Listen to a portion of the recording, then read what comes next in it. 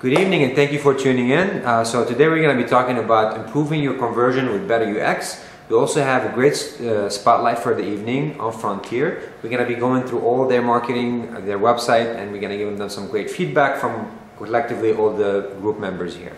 We're also going to be doing group presentations about 10 seconds each, so tune in for some great content. Hi, I'm Grace. I do sales at PetDrive. It's sales and pet management software.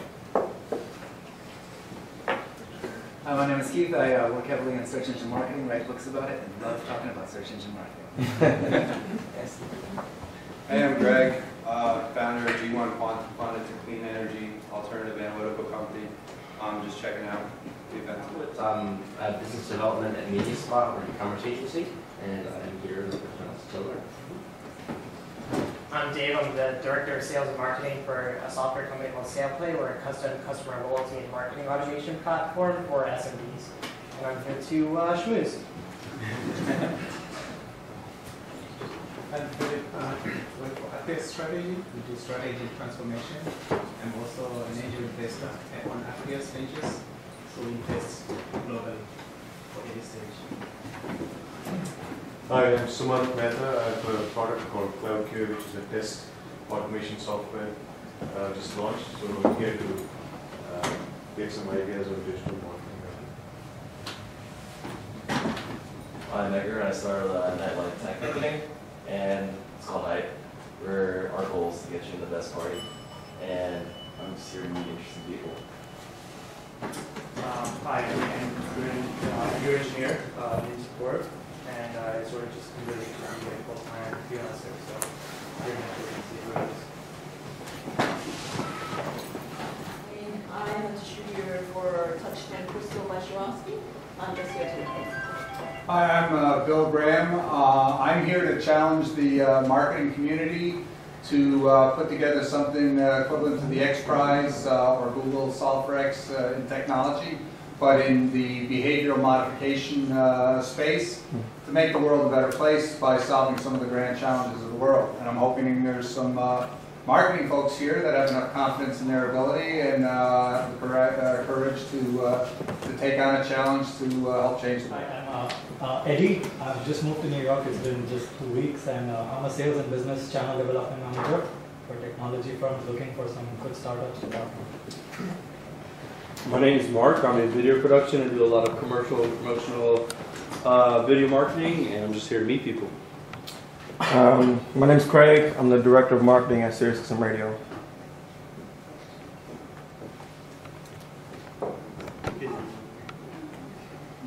Hi, my name is Quinn. I'm a web application developer, just interested in startup companies. Hey guys, I'm Nick. I'm the founder of AppCat.com. We make software that makes usability testing dead simple. So if you guys learned about usability testing today, check it out at AppCat.com. Hi, I'm Seth. I'm the co-founder of Chimney, it's a delivery company, and I'm here to learn. Hey, I'm co-founder of Kitchen and marriage. How the Tokenized.com is a SaaS organization that works very much with solutions. To the ladies on the wall. Hi, I'm Kelly, and I'm here because I want to learn more about social media marketing and networking. I'm Andrea, and I'm a full-time student and a writer. My name is Anna Sun. I do marketing for a Lauder company. I'm here to connect. Hi, I'm Prasad. I'm looking forward to start my own company in 3D printing space, currently developing the website. So wanted to learn a little bit more about user experience and here to meet some interesting people. My name is Don Mitchell. I'm the owner of DC Strat, a DC America company, and I'm here to try to learn something or find something that can help me to generate more revenue in 2016. Thank you. I'm Elodie. I work for a startup called Yuzu, which is a promotion proximity network, and I'm here to learn. Hello, my name is Francisco. I'm from Argentina. I moved 6 months ago to New York, and I'm here to learn and looking for a job and studying. I have a background in marketing and I'm trying to learn about online marketing and digital marketing, so I'm studying that for a certificate. So yeah, trying to learn. Hi, I'm David Wagner. I'm one of the co-founders of a company called Pollen. We do digital advertising for small to mid-sized businesses. Hi, I'm Irv. I'm also one of the co-founders of Pollen, and I run operations and profit. Hi, my name is Daniel. I'm a marketing associate for a military lending company called Harmony Financial. I oversee social media, SEO, as well as guerrilla marketing, and event promotion, stuff like that. I'm here to learn. Hey, my name is Mohammed. I'm the co-founder and CEO of a company, a startup company called Jutney. It's a food delivery application that's here to disrupt the market for takeout and delivery. We're here to connect with like-minded people and meet interesting folks. You guys take Yes, we're. Those are my two co-founders. Yes. You got two interests. Yes. Hi, I'm Sean, student here, and I just started work as an intern at a PRGC and here for Hi, I'm Thea. I work in marketing at Barnard College and just here to learn and I'm Kyle. I work for TD Ameritrade, and I'm here to learn some tips, tricks, and ideas to improve the sales or the web sales channel in a small area of our business. Bruce, I run an information exchange. Hi, I'm Helen. I'm marketing manager at Giovanni Couture, and I'm here for Tasty Pizza.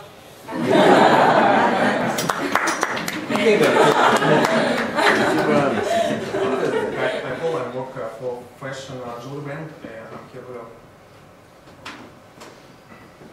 I'll go next. My name is Adnan Jehan. I work for a company called Fubo TV, and we're essentially building Hulu for sports. And I started off working as a search engine marketer, but I'm slowly learning about social media marketing, so I'm hoping to learn more about that and just ad spend within Twitter, Instagram, Facebook.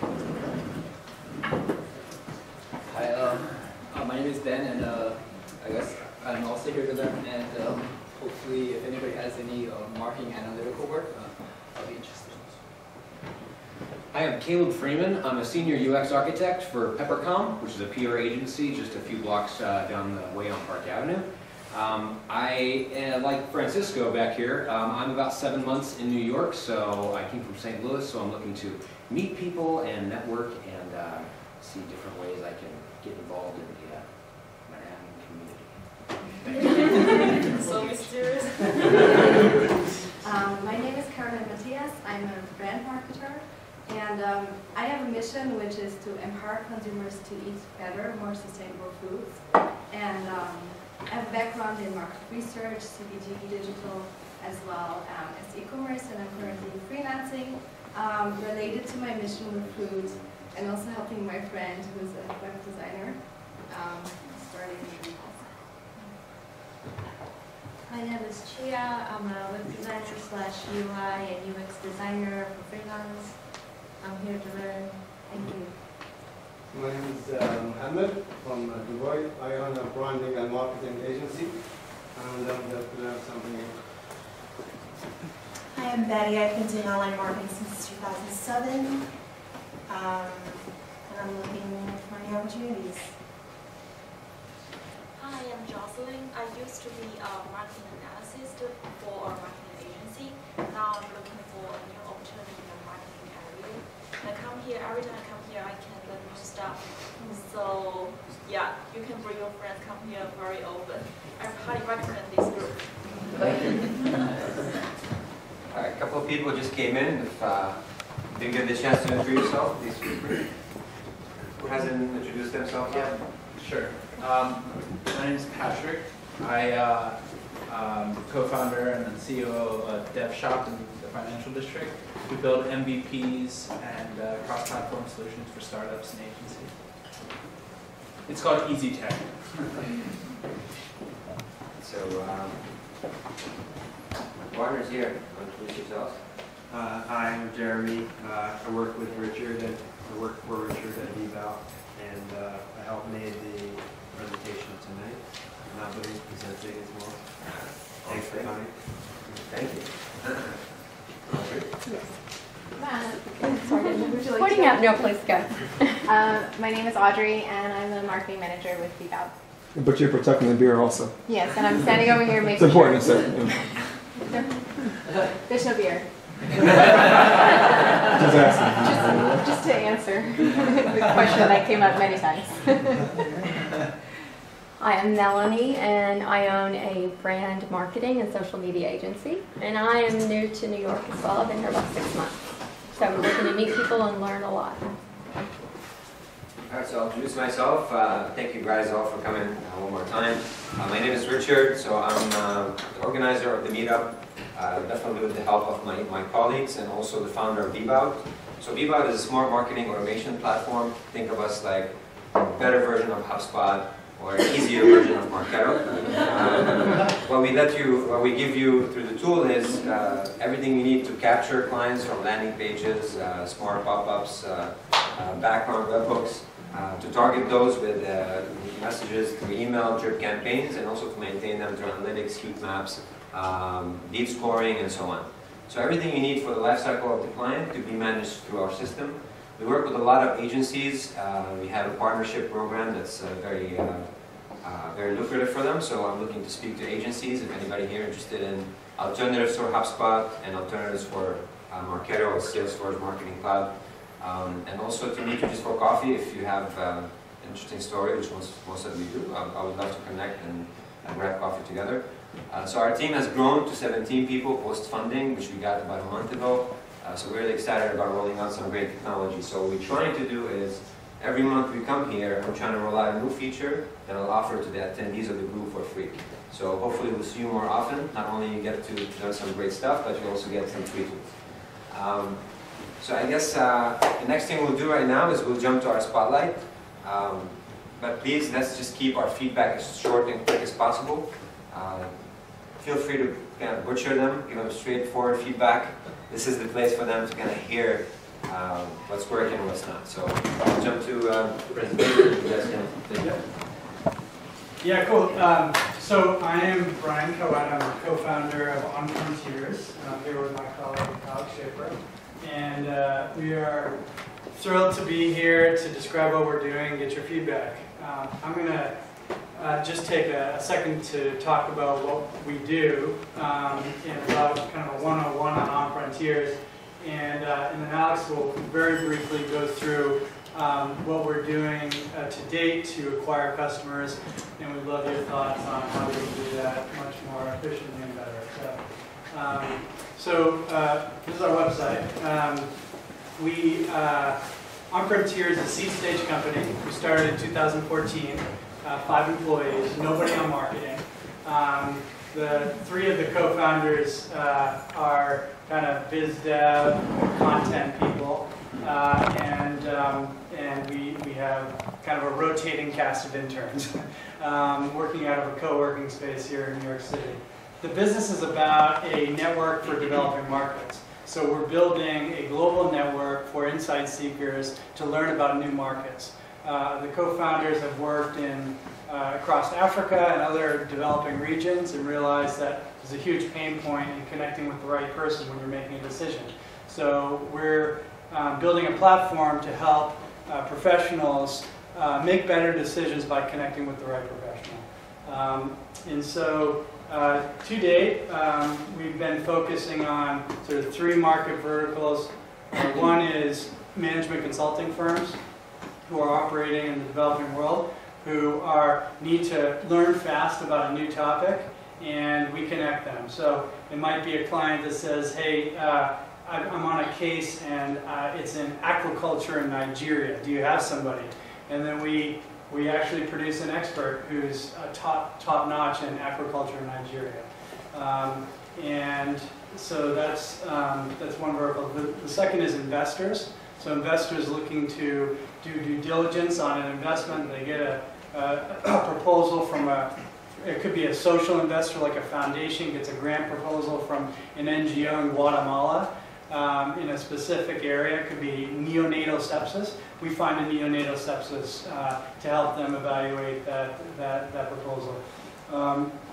The third vertical is development banks. And it's kind of similar to the other two, but these are organizations usually owned by governments that are making loans and putting money into developing markets. What we want to do at scale is actually go and find developing world entrepreneurs and help them explore new markets and find the right expertise. And so we're building an online platform that does that. So I'm going to stop there and maybe move to Alex, and Alex can kind of talk about what we're doing right now on the customer acquisition front. Okay, thanks a lot. So as Brian said, my name is Alex Schaefer. I'm the Director of Business Development. My background is much more on the sales side, so I work for an enterprise technology company. So I don't have a ton of marketing experience, but they said put the marketing hat on, so I'm going to put the marketing hat on. And I really seriously don't hold back. Let us know exactly what you think. Look for areas where we're weak, areas that we're not even thinking about that we did think about. So your candid feedback is very, very much welcome. We haven't done a ton of formal marketing to date. It's been a lot of leveraging our personal networks and sort of doing more pure sales approach, just cold calls, cold emails, trying to get different potential clients engaged. We've had some success. We're working with some major consulting firms. We're working with some major investors. But now obviously to scale, we need to really just expand what we're doing dramatically. And what we're looking at doing, or the way we're thinking about marketing, is we're thinking about 4 different areas. There's going to be some overlap in the areas, but I think they're distinct enough that thinking about them separately. So the first is content marketing, and what we do lends itself very well to content marketing. We have a blog already, but it's not being updated. Is that a blog? This is not. These are case studies, but it would be. The blog is on a different domain that is, that's a Maybe we can technical problem we're trying to resolve. It's at core.onfrontiers.com/blog. There we go. I just wanted to pull it up. So. Yeah, that's good. Yeah, thanks. So we're publishing about every 2 weeks. We know we need to increase that. One of the big plans is to leverage our network of experts to contribute content through the blog. Also, we're starting to do webinars beginning next month. Talk about doing podcasts. Talked about potentially doing white papers, some type of like pure educational pieces. But the content machine is going to be core to what we're doing with marketing. The second area that we're going to start doing a lot more of is just direct marketing. It's something that we haven't done in mass. We've just really been very targeted to personal connections or just very targeted to a few firms. We want to explode that, and feedback on the sort of the best way to do that in a way that produces results would be absolutely fantastic. The third area that we're looking at is social media. We do have a Twitter page, which we're pretty active on. Facebook, as you saw pretty briefly, but we haven't done that much with Facebook. So the thinking is to build out the social media to be channels for the content. That's sort of the first thought, and then the second thought is to be a lot more engaged in message boards. Places where investors are talking about investment opportunities, especially those who care about emerging markets. So start really developing a presence, both as individuals, Brian and myself, and other team members with a business development capacity, and also just on Frontiers as a brand, really start establishing ourselves as thought leaders in this space. The final area that we're looking at is influencer marketing. Again, what we're doing, it really lends itself to influencer marketing. Just get people who are writing books about investing in emerging markets, get people who have huge followings on Twitter and on their blogs who are talking about economic development in emerging markets. Get them to collaborate with them, get them to generate content for us, get them to tweet our content. So we're thinking about just the best way to do that. We're in the process of making a list of 30 to 40 influencers that we think are best for us to go after. But we don't have a real coherent strategy on what we're going to do once we have that list. Just some rough ideas we've thought around. But those are the 4 areas. what we're hoping, just throwing this out, obviously critique on the framework, that would be fantastic. I think just, we're a very small team and will be for at least the next few months. The best way to get the most out of our limited time and financial resources, I think that's an area that we don't know the best way to get the most bang for our buck. And then just any tactical stuff, like just email marketing. You gotta do it every week, blog, you gotta do it every 3 days. Any ideas around those, just tactically what we need to be doing, very specific prescriptions for ways to create results through our marketing plan? Bring it on. Can you Yes. tell us a little bit more about like what you're using for email marketing, what you're using for content marketing?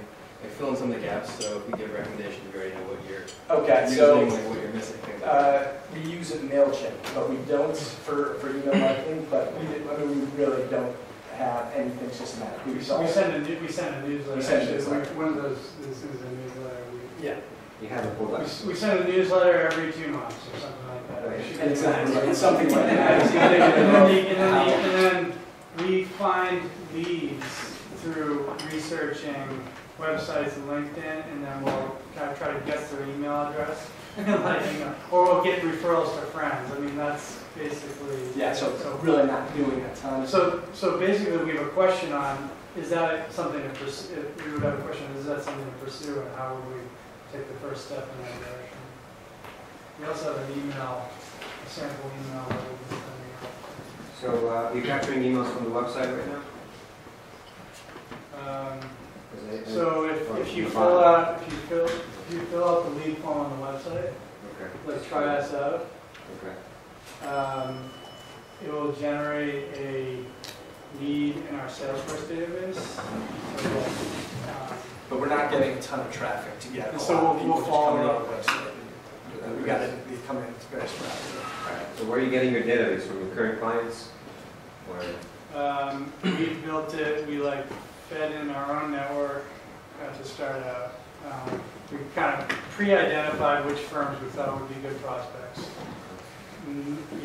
Found all the first and second degree connections that we knew of in those firms, reached out to them based on relationships. And so we kind of created a seed of a database that we can kind of go through, and it results in some new project activity for us.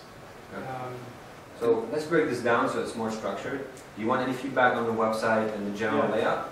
You want to start with that, and then we can do the email segment, and then we can do the social media part? Great. Sounds good. I'd like to suggest maybe also a general strategy aspect, because that ties all that together. So, what do you guys think about the website overall? Is anybody confused about what they actually do? That's right. So that's kind of few people in the room. Why so? Is it the punchline? Is it the value prop they're showcasing, the headline? What do you think is missing? I don't think I'm confused, I'm just not clear. Sorry about that. Yeah, it is 100% correct, but we are building a tech platform which will facilitate the connection, but obviously we get paid for that. There's a way that there's still a business there. Can you show your request an expert form? Request an expert. You just click on request an expert. You have a page also you wanted to show. Was that the expert profile? Yeah, that might be helpful. Okay. So that's the request an expert. And this is the... It should be up. Yeah, so when you become a customer and we match you with an expert, you can have access to the database and book a call with them. You can message them, etc. So we haven't released this product openly, but this is something we're working towards right now. But I just thought we'd throw up a page just so you get a sense of what it looks like. So that's after you've matched them, or you give them options? We give them a short list of options. Here are 10 experts that meet your request. They give us feedback, and then we set up a call with one, right? But we're building a sort of customer-facing portal where you can just book a call directly with experts. And then, yeah. That's where the side of the room is. I'm sorry, I'll come back right to you. It seems to me you've got a chicken and egg situation. If you had the reputation as you are the go-to place for experts in the developed world, and most companies saw you to be that, the experts would be beating your door down to be in your list. If you had the reputation that you know all the experts, the companies would come to you. I don't know if you thought about making yourself that name, getting yourself that name. An easy way to do that, or a way that has often worked, is there are a lot of projects in the developing world by charitable organizations like Alliance, the Rotary, that spend literally billions of dollars on projects like that. And you could make yourself very valuable to those kinds of efforts. And those people, it's not like trying to sell them. You're there and say, can I help you do something that you're passionate about and wanting to do? You might be able to go and create a foothold with a lot of the movers and shakers in these parts of the world with exactly those kinds of projects you mentioned, those subject areas. You get involved in the nonprofit side in that, you basically become known for the profit side as well. And that could be a way to not you trying to figure out how are you going to track down everybody, but how can you make yourself the goal that people will come to you. Position yourself, brand positioning. Yeah. And you mentioned influencers, and instead of influencers, we call them brand advocates. Yeah, build a brand advocacy system where these influencers, either you pay them or let them act in the market as an actual brand advocates for you. And then recommendations, the system will work. It goes to the system. I'm just also wondering if customers are given the option to see reviews on these experts. So, for instance, if you can share their portfolio, their history of like working with other customers that utilize your platform. Would that be helpful for? Yeah, that's our intention. We track the review. Every interaction is rated by both parties, and we haven't made that available publicly, but that is our intention to do that. Can I ask a follow-up question? Just to go, I'm not sure. Just to dig into what you were suggesting, are you suggesting we do pro bono work for development organizations in order to build our name? It could be pro bono or not. You're basically doing a favor. There might be a lot of people that are trying to prove what they can do as experts that would come on board and be looking for an opportunity to be able to show what they can do. You've got all these organizations, these major organizations, which have usually major corporations or startup companies behind them, and they're trying to build their name as to say, look at what good citizens we are. And you have an opportunity to make yourself known to all those parties as a go-to place that can help them get the things they want done. If they're doing that for the nonprofit type of thing, why aren't they going to turn around and say the next time they have a profit job, that, hey, these are the people that can get it done? So it looks like your customers are investment firms, companies, small businesses. Have you guys tailored any messaging around how much time it saves you? And like that's the most important thing in your working group, how much time you're saving. And then yeah, so it's just a question there. Anything around that? It's something that is brought up in our sales presentations, just that it's a very efficient way of doing research. You can directly add whatever information that you're looking for. You don't have to go read through tons of different trade journals or something like that. It's just ask the questions you want to ask and you get an answer. But no, we haven't done we haven't done that much. That is the core. I mean, if you talk to, it would take me years to develop the marketing expertise that exists in any one of your brains, probably, right? It's the same way with these topics here. I mean, connecting with an expert, you get up to speed so much faster. So I think that's part of the efficiency. Okay.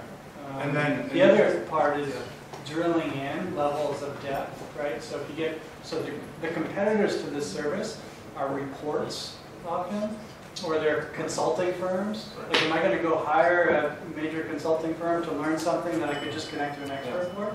Or a report, am I going to buy a report that's going to be stale by the time I read it, or connect with somebody who That was kind of my follow-up, is like, can we quote the expertise that you're receiving? Because if I put a report together on an investment person, can I say, well, I got this from onfrontiers.com or something like that? Because that would be important to me as putting like a report together for like an investment plan or something.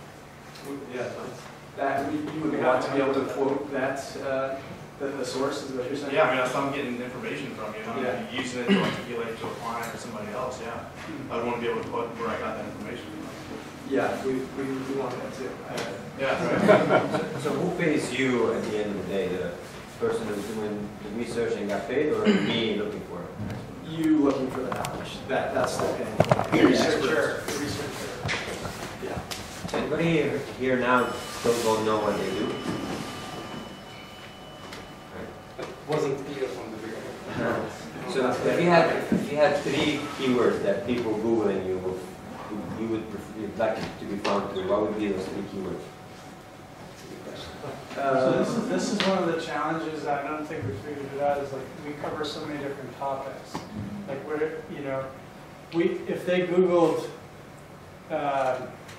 renewable energy in Panama, right? Then they might be a good client for us because we've got a renewable energy expert, right? Okay. But they're probably not going to. They're probably not going to Google expert matchmaking network.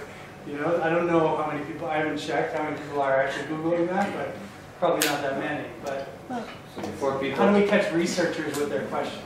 So before they engage you, at what level do they engage you? Are they like looking for an expert yesterday? They kind of, do they know that there's such service that can match them? Like at what level you feel most of your clients come through? We started with working with firms that do know what the service is, and we've explained how we're differentiated, and they'll work with us on that basis. But we'd like to appeal to a lot of other customers who may not know this service exists, but they just know they have a question. So, how are you different from a PR newswire for journalists and a ProfNet? What is that? Sorry. I used to work at PR newswire, so they offer similar services.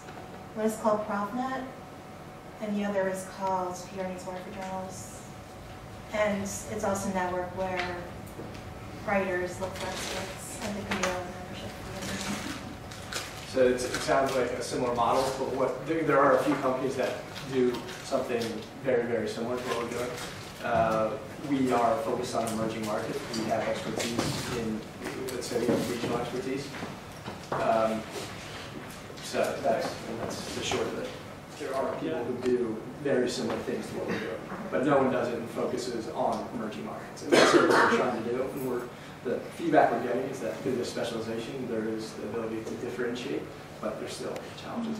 You can have to skim through some of the feedback as well. Low in Panama, those sort of keywords, because if someone looking for a lawyer in Panama or in Africa, maybe he's now getting some business proposal.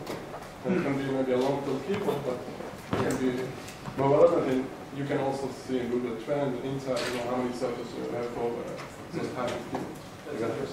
Guys, I think that just to play into what the gentleman over here said, I think you guys are definitely going to be a champion that can go into these markets almost for you to deliver the message. But one of the things that I think would be helpful is when you look at any economic development corporation, they usually have some type of volunteer expert wing, whether it's SCORE, Counselors for American Small Business, or some way that locally here they connect people who are retired or experts in the industry who want to give back with people who are looking to start new companies. And this is kind of the model that you're talking about, but what you're doing is creating a global digital destination for this. So, I mean, it may behoove you to connect with maybe some local ones in New York. There are really big emerging markets in Bangladesh.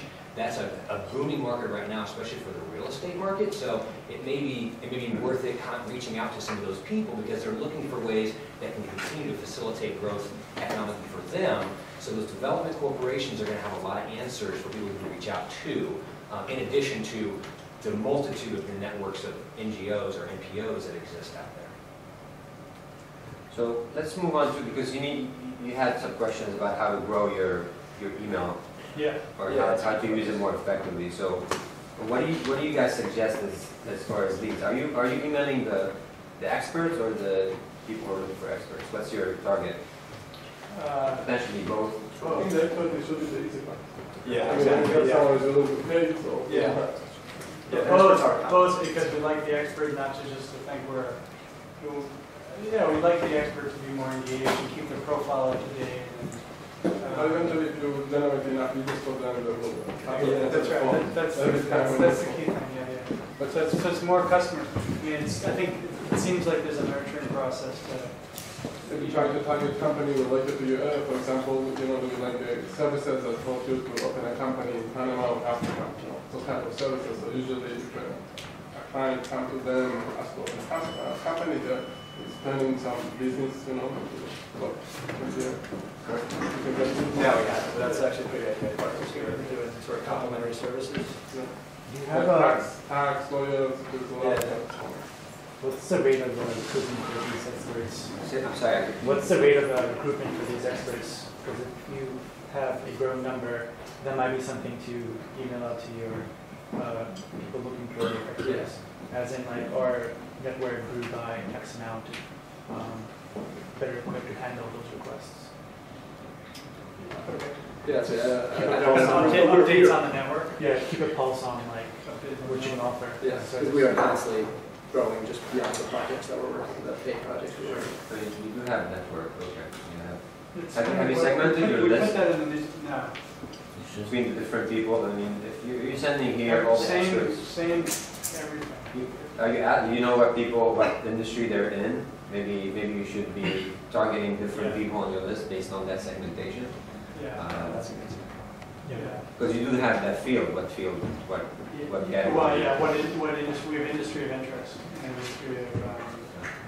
Because if I find people, let's say marketing, and you're sending me a newsletter about expert marketing, I would like to click on their profile, and that's what gives the expert more visibility through you guys.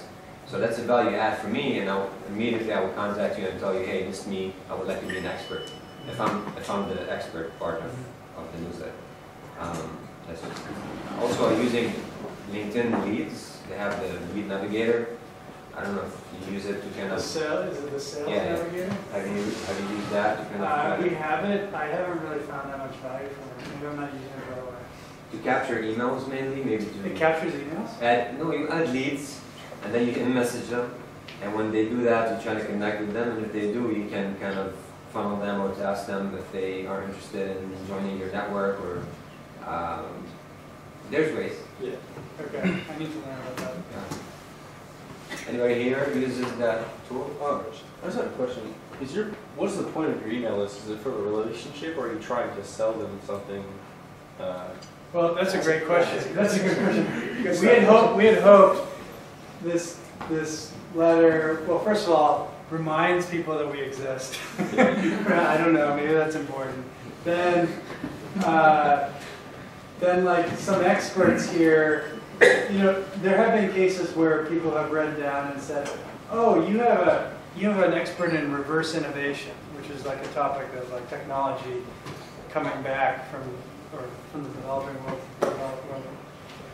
Oh, I need one of those. We thought it would spark some interest, but it has in some rare cases, but not a ton. Then we had a call to action at the end. I don't know if you go down to the end. Really fun. Like try an expert concept. Nobody's clicked on that ever. In the history of this email. Have you asked them about what they want? Like when they sign up, have you had the question of like, what's your biggest problem, or what are you trying to? How can we help? We asked how can we help? And did people respond? We're actually not getting hardly any leads on our website to start out with. That's one of the starting problems. So the kind that you get it from cold calling, referral. I think one of the things. How many clients you meet? I mean, maybe for you, like to have one client a month is like you're in the month nicely because one client paid for the it's not quite that. Yeah, it's really not. You need a volume. Yeah, it is a volume hit. Yeah, it's a volume hit. We'll also have some feedback on the. But the market is very small after all. It's focused. Yeah, it's each month. Yeah. Let's take some feedback in the back, guys. I think the lead ads on Facebook, and I realize your experts and stuff may not be on Facebook, but you can target it so specifically, and I kind of fell out of love with Facebook. They were just doing too much. But I actually been working on that this week, and it's really easy. And you don't have to go off and like create a landing page. You can do the form within there. And the essential function of that is to grow your email list. You guys know what she's talking about, just to be Facebook Yeah, leads. but I think Facebook in this field is well, I'll say that the Mobile's website, for business services, I found it's more hard. So, but for I leads, don't know. That's It's lead ads. I was It's looking just at People Facebook. understand Yeah, what she's talking about referring Facebook. to. so I It's a new actually feature. don't even. So what you're talking about, it's not an ad. It's not like a Facebook ad. You're talking about something where you can get. It is a Facebook ad. Okay. You run a so- specific. Very target very specifically with email. Okay. Okay.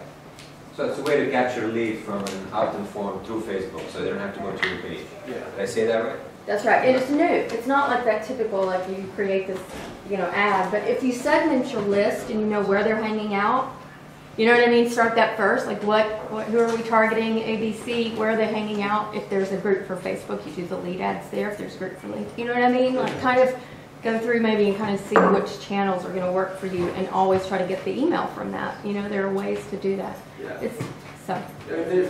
People do put their employment on Facebook, so there is some. You can even do income. You can do education, income, industry. For example, it's always a way to magazine. Yeah, I You're actually. gonna have to test it, right? For a couple $100 and see where that takes you. But you can run the ad for just like $20, like Yeah. a day, and do some A/B testing. If you get nothing else, what are they clicking on? Like what image are you going to use? Something like that. And it's just not that. It's not the old kind of ad where you're just kind of putting money at it and hoping for the best. It's a little more targeted. I was thrilled to find it because Facebook's. Well, I think also SlideShare, it's a good way to have a leads program, because you're creating these case studies, right? So if you're creating those slides, and you can actually have people opt in to lead from SlideShare, which is a LinkedIn network. Yeah. So maybe it's good to give it a shot. And it's cheaper, I think, than Facebook. I just have something. I'm actually sort of like in the same business. I'm requested as an expert for Guide Point advisors. That's more or less the same model. Yeah, that's a similar model. And so when they send me an email to say, are you available? Then if I'm available, actually write. And then there's another required element where you have to sort of like recommend another expert. Oh, really? Yeah, so if you don't do that, you can't go through it. Oh, really? So you get a lot of, it's not so good, but they pay you $125 an hour, so it's okay. So that's one way. And also on your homepage, you can also have become an advisor. You can also have advisor tutorial training, which can be online, or webinar, or actually face-to-face.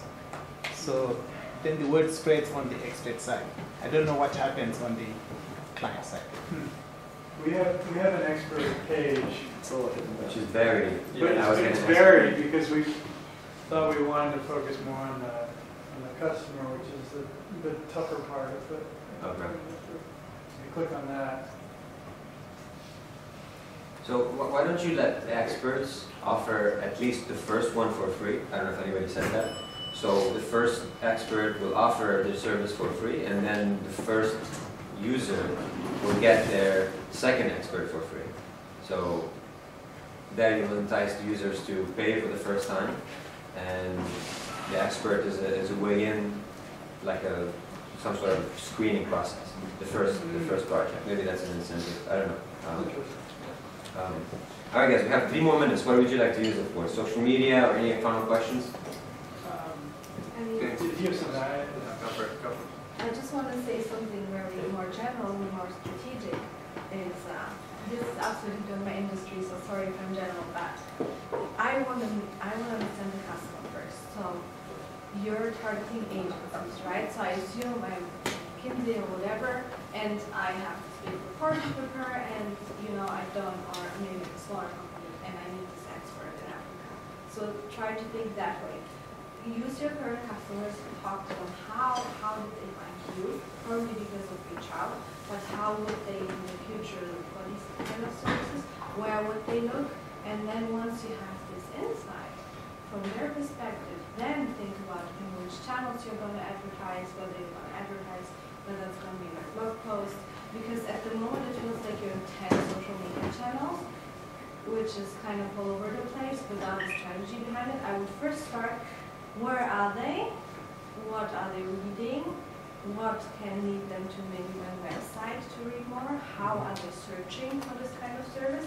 And then decide, okay, I'm going there, there, and there. Right.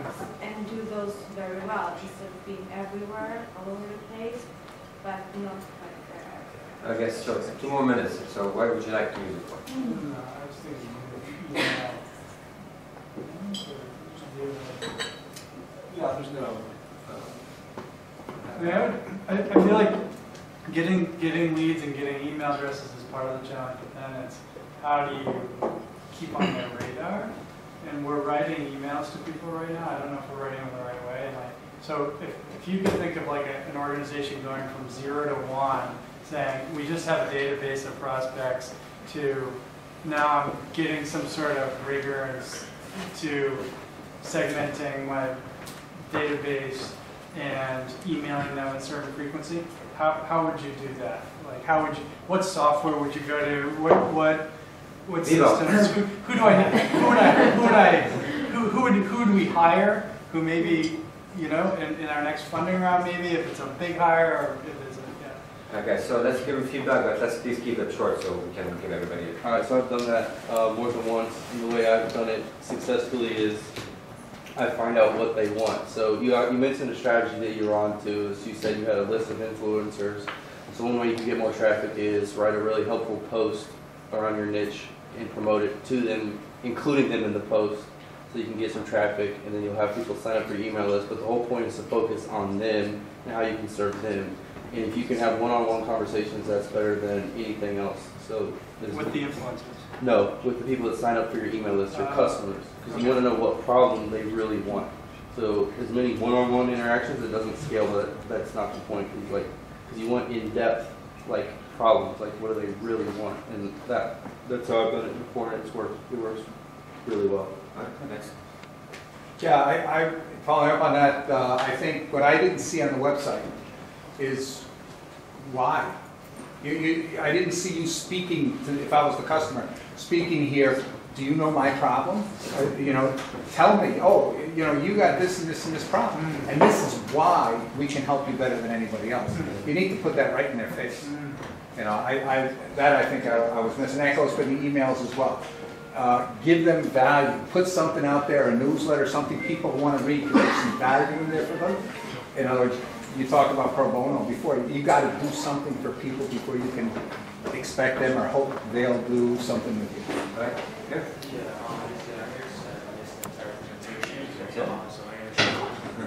And I'm from GVA, graduated from ranked top SEO firm in NYC.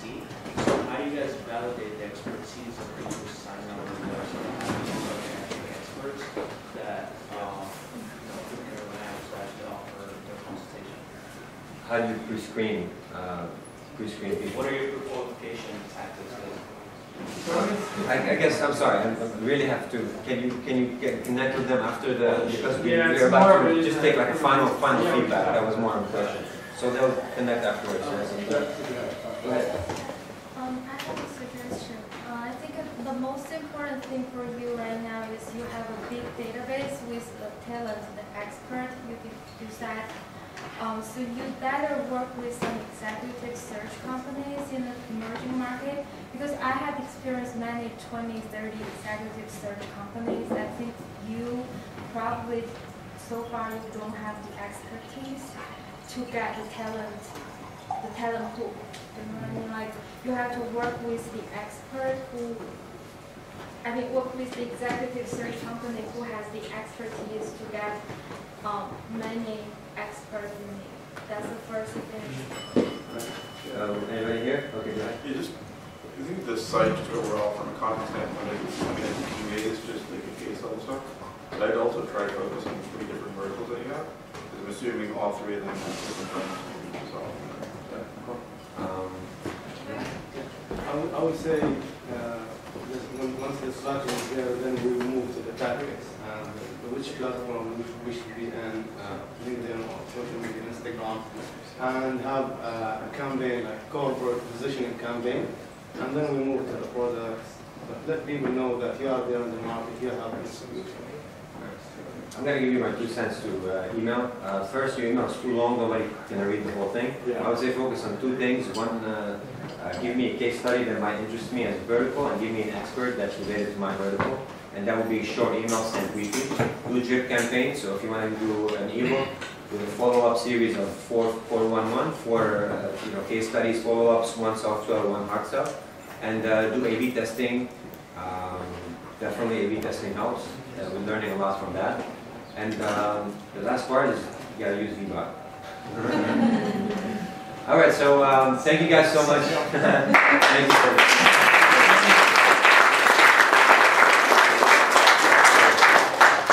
All right, so the second part of this meetup, we're gonna discuss our topic for the day. So it's gonna be in about another 40 minutes and Q&As. Now, in the meantime, please interrupt us at any given time if you have any questions. And let's keep it short as well so we can have a full hour of discussion.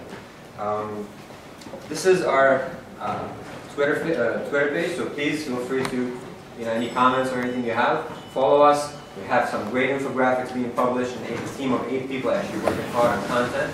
So if you need to get the latest, follow us. We blast that on a daily basis. And if you have any questions, just mention #VBOT. We'll be more than happy to chat to you afterward with whatever expertise and answer we have to your question. Okay, so with that, this is the outline of our topics for today. We're going to start with a quick infographic, the second rule, psychology of color usability, and then the last part is analytics and tools that we use. Okay. So I'll give the floor to Jeremy. If you want to So yeah, this is our talk about UX and UI, and so on and so forth. Basically, wanted to show you guys this infographic that I found, and it's a really nice little kind of overview using Serial. So yeah, first you have your product, and then you have the UX, and then you have the UI. And then the server, and the data center. So technically UX and UI are just, people confuse both, UX being the design or UI being the flow of the interface. But I guess just kind of how we look at it is UX are how things are before you start the coloring process, the design process. It's just like if somebody clicks here, where are they going to be taken to? So more of the wireframing step. UI is when you start adding colors and things. So I mean, for the user, this is the UX. The user experience is just everything meshed together. The UI is how he sees things and how he navigates through these things, how the colors, how they attract them, and then obviously the server and the data center. So we just thought it was a cool infographic that Jeremy made. All right, so the 7-second rule.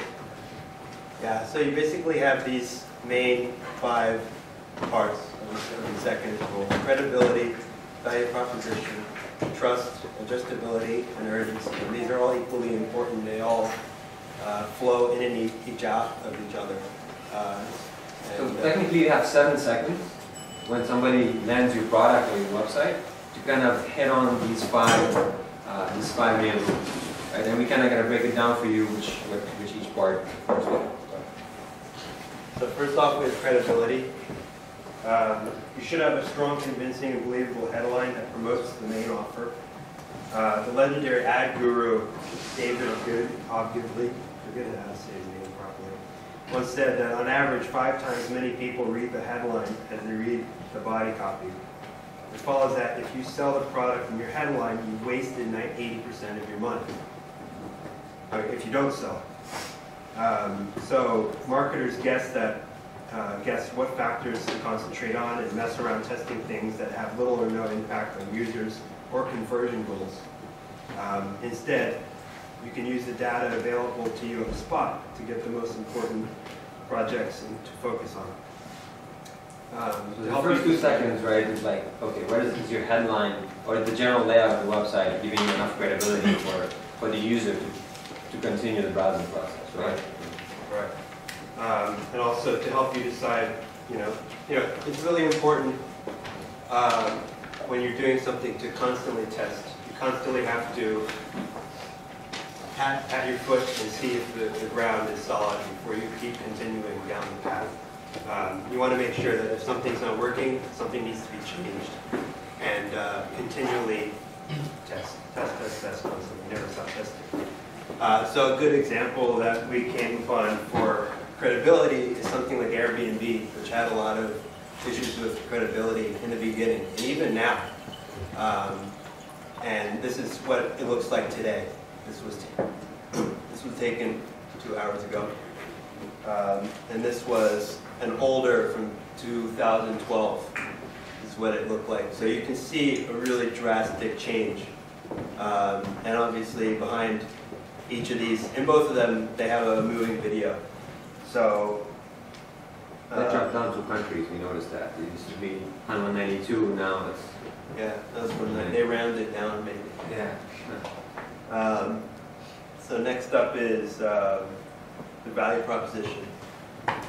And you really want to make sure that the primary reason a prospect should buy from you is, they're going to come to you and they're going to ask, not what is in it for me, but why buy from you. And many marketers try to improve results by changing page elements like font sizes, colors, button shapes, images, incentives, and so on. And the first step should really be focusing on strengthening their value propositions. So first and foremost, you really need to have that solid and down pat. And if your homepage says, just something like welcome, or and just lists, the company name or the product, you're missing out. And there's a difference between the value proposition and your company, and of your product, and you must address both at the same time. So, what makes a good, just go back one slide. So what makes a good value proposition? To get the best value proposition, you want to constantly test. And to do that, we'll get it, which we're going to get into a little bit later, is you A/B test. And we'll talk about that in a little bit. But you basically need to keep refining your value proposition until you articulate it in a single, instantly credible sentence. That's really important. Next slide. So in terms of value proposition, this is the example that we came up with, BigCommerce. They give you everything all at once. That's all you need. So they actually, this was the variation that got them the most conversion. They tested with different value propositions and call to action buttons. And they tackle two things. Mainly is what is the punchline? They're targeting those who are fast growing brands. They don't want to worry about their servers. Failovers and all that stuff. They just want to use a platform that's just going to scale with them. So that's their target market. And I think they articulated this very well through this headline. Do you guys like this? Do you think it's clear what they do, or who didn't get what BigCommerce is from looking at this? Who got what they do by looking at this? Nobody? Looks like restaurant site. Well, it's they're an hosted e-commerce solution like Shopify.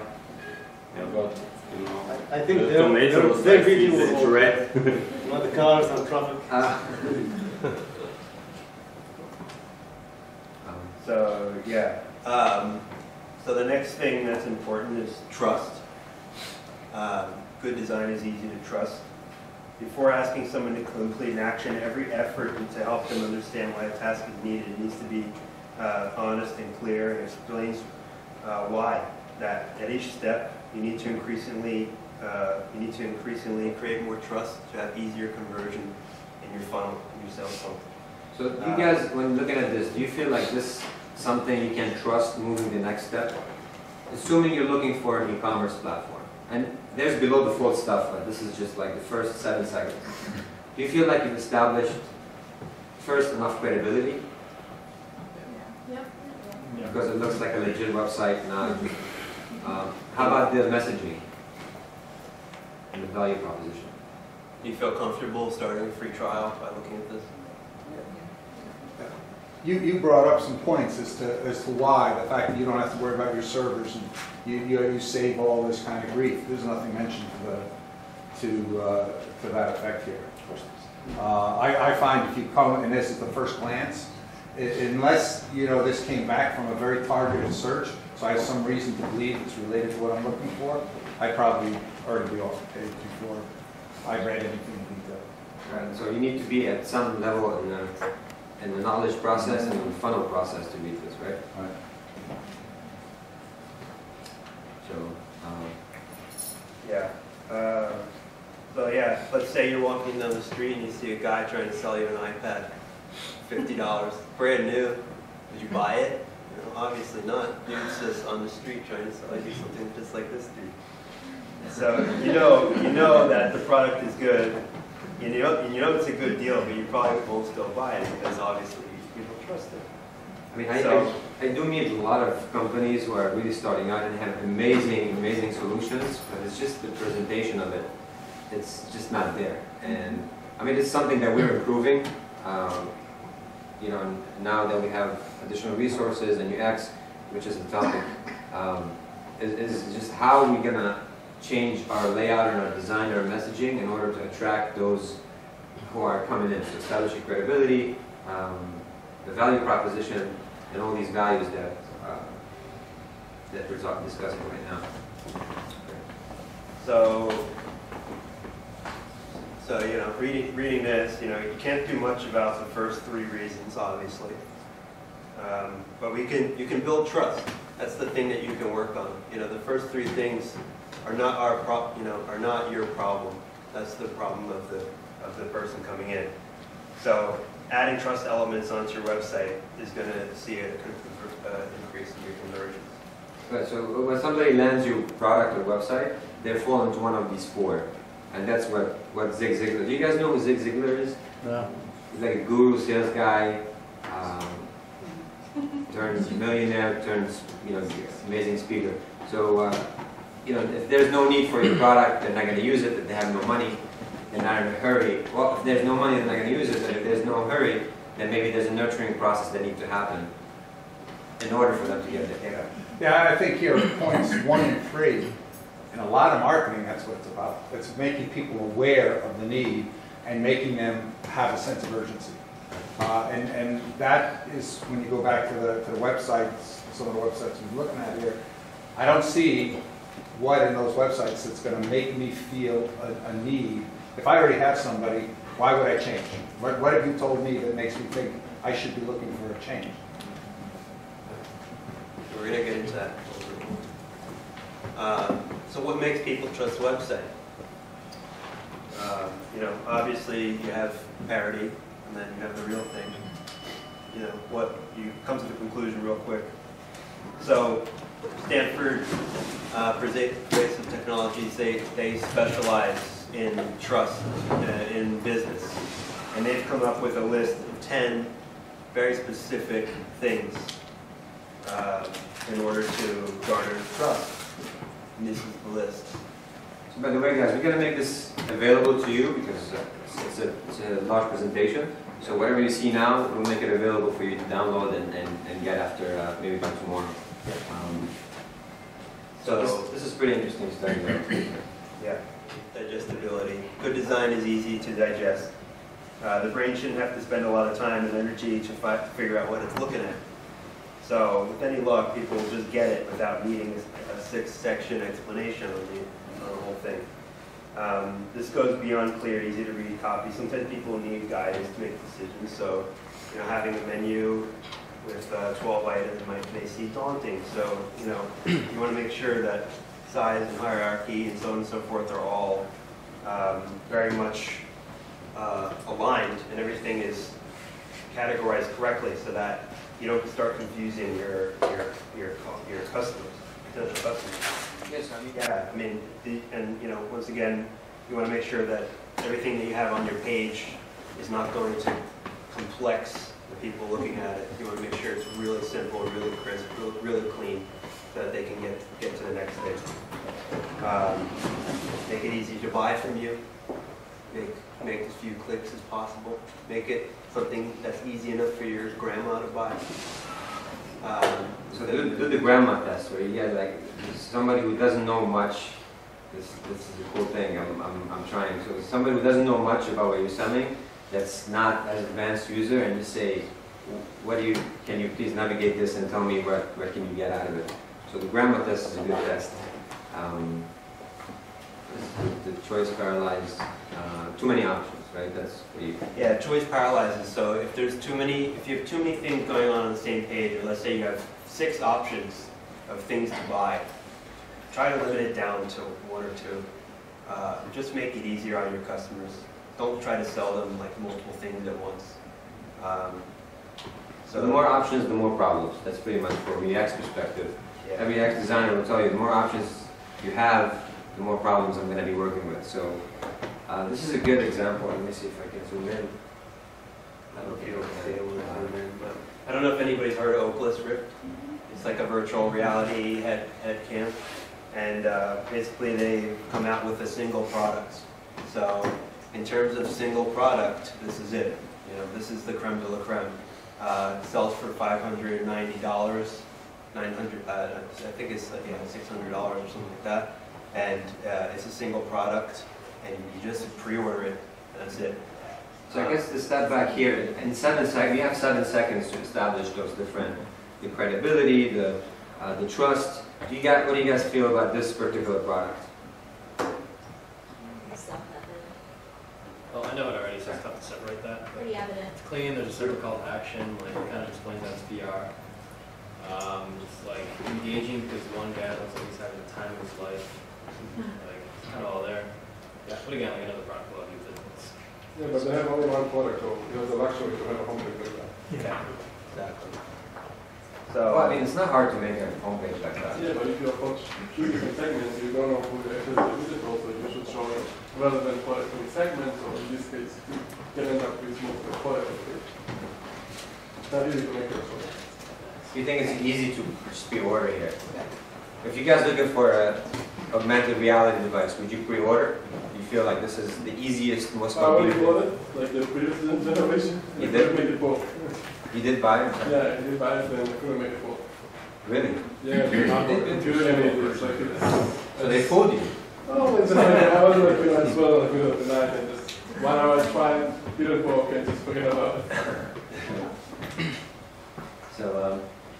So yeah, adding, you know, getting back to what you were saying before in terms of urgency and adding incentives for taking action. You know, a lot of times you'll see this in the airline industry, where they'll have, they'll tell you that, oh, you know, hurry up, this is the last day to buy this, or you have 40 minutes to buy it, or somebody else is going to get it because we reserved it for you. You know, you better buy it. Yeah, that actually makes me buy it all the time. Yeah. Very. Who here gets influenced by this stuff? I was thinking more of cases like, for example, I used to do marketing for database systems, and in the early days, a lot of people who were buying databases for PCs didn't realize about data security, data integrity, data protection, and they were very happy buying other products on the market.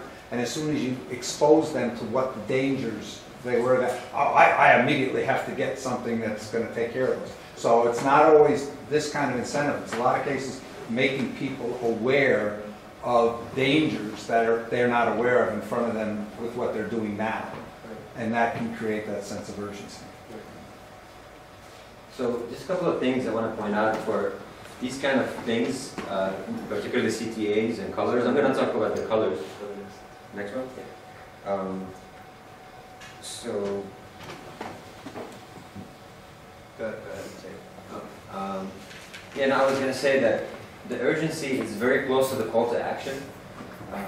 And the call to action is actually an action, not just, you know, press or something. It's just like select this departure, which is very relevant to the action that you're doing. I mean, this might be the best example, but the words that you choose on your CTAs definitely make a whole lot of difference. and conversion, and placing your urgency or your description of what they're doing needs to be very close to the CPA. We'll talk about the colors in a second. Yeah. And then, obviously there's two kinds of scarcity that you can create, time related and then quantity related. Quantity related you'll find a lot in the clothing industry. Time related you'll find a lot on things like tickets. StubHub does it, airlines do it, so on and so forth. Groupon does both, like, yeah, until midnight and you have 15 left or something. Yeah, they do a little bit of stuff. And then next slide, Amazon is very popular in this, and they'll say, oh, there's only one left in stock. But, and obviously, they have like a warehouse full of. So okay.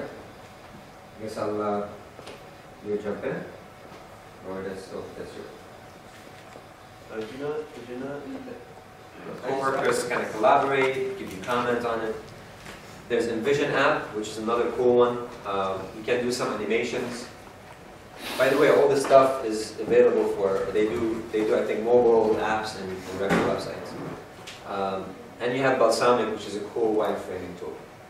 So if you're planning to kind of play around with some of those, they offer free trials. So I definitely recommend you trying them out, and you get the sense what actual UX designers do. I think the most popular one is Envision app. That's like the most widely used by top UX designers. Right, so I think, any questions, guys? Anybody have any things they'd like to share? Anything I can answer?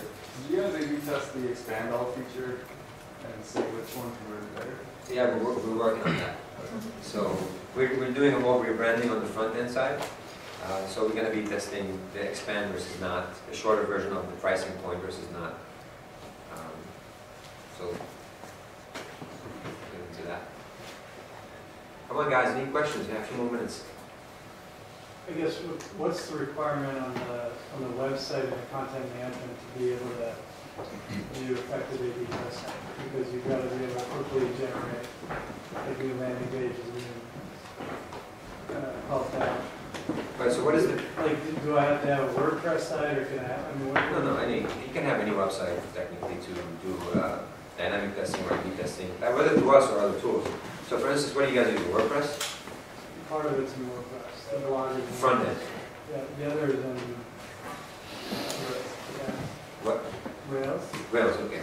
So is the one-page punchline, is it static copy or is it dynamically from CMS? Static? Okay, so you can actually do multiple variations of this punchline, because you should definitely test that, considering a lot of people didn't understand that one. Do maybe 3 different variations and see which one triggers the CTA, which is a click to book an expert, right? Isn't that the call to action you have? By the way, I really love your landing page. I think the homepage is really good. And I think you have a lot of scroll, so you're scrolling too much down, and I think a lot of that stuff are not being seen. So you should look into maybe condensing that content. And I don't think you need A/B testing to condense the content. So you don't need to have a WordPress website. You don't need to have a WordPress website. You can have any website that's. So what do you think of these other websites that only have one page? You click on an application tab, it leads you to the same page. You're mentioning about scrolling. The one-page website? Yeah. As opposed to. That's a good question. It depends on the product you're trying to sell. So, and the audience that you're targeting. A lot of these websites have multiple ramifications. First is from a UX perspective, and then from an SEO perspective. If you're just doing a landing page for a particular reason to capture leads, it probably can do you good if you have photo presentations and things, but where are you going to put your call to action? If you don't have call to action that's very important to you, maybe these pages will work. But if you need the call to action to exist, and you need people to take the next step, I think one-pager is not the right answer for me. That's just from my personal experience. And from the SEO ramification, there's so much content you can put on one page, and I think search engines would like to see that you're adding good stuff to get people back to you. Because how many people are going to search? What are the terms you can cover in that page in order to be found? You know, so if you're looking at the hierarchy of the page, you're going to have the URL, you're going to have the title, the description, and then the content in that order. So you can have only one title for that page. So you might want to think about that. Did I answer your question? Yeah. And if I'm wrong, guys, correct me. Anybody here has feedback on that? Well, a lot of pages, they're putting the bottom of the pages to like many links to different subjects or different pages on the side. Just the look on the page, but like one page, so not to confuse the user. Right. So, no questions? Alright, so I want to thank you guys for coming. I think we do this once a month. If anybody has any recommendations for topic, feel free. If you'd like to use our VBOS tool for free, please reach out to me right now. We can connect and I can get you a link so you can get set up. Thank you guys for coming.